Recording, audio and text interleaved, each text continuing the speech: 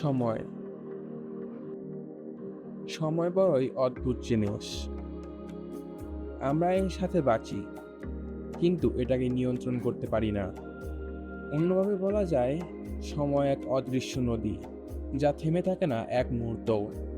কিন্তু কেমন হতো যদি আপনি সেই নদীর স্রোত উল্টে দিতে পারেন, ফিরে যেতে পারেন ইতিহাসের গভীরে, অথবা উকি দিতে পারেন অজানা ভবিষ্যতের অন্ধকারে।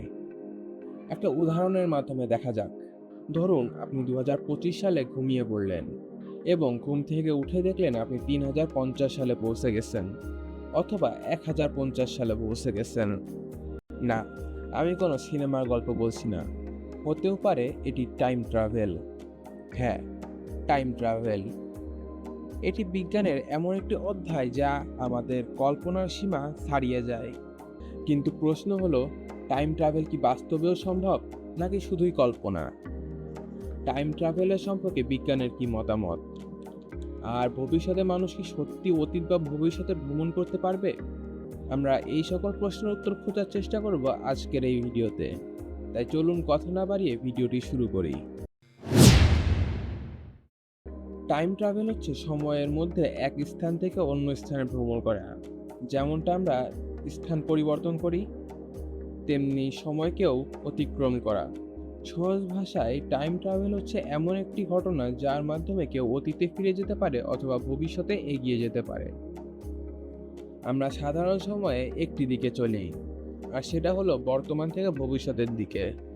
কিন্তু বিজ্ঞান বলে সময় একমুখী নয়, বরং এটি একটু ঘোলাটে ও বাঁকানো। আর এখানেই শুরু হয় রহস্য।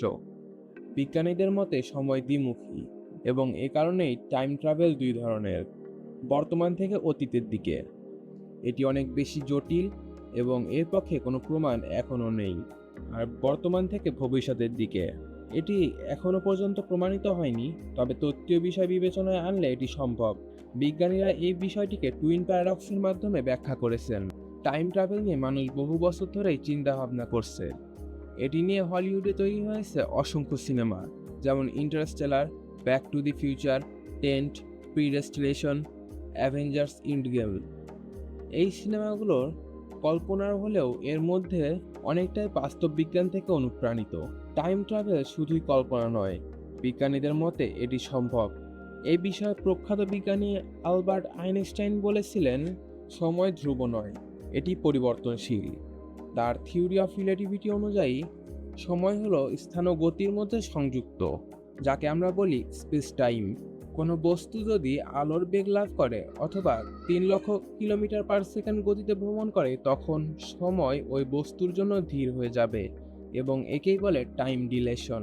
আমরা যদি উদাহরণের কথা বলি, তাহলে ধরুন আপনি মহাকাশযানে আলোর গতিতে ভ্রমণ করছেন, এবং থিওরি অফ রিলেটিভিটি অনুসারে সময় আপনার জন্য ধীর হয়ে গেছে, এবং আপনি এই গতিতে মহাকাশে 1 বছর ভ্রমণ করার পর পৃথিবীতে ফিরে আসলেন এবং দেখলেন পৃথিবীতে 100 বছর কেটে গেছে।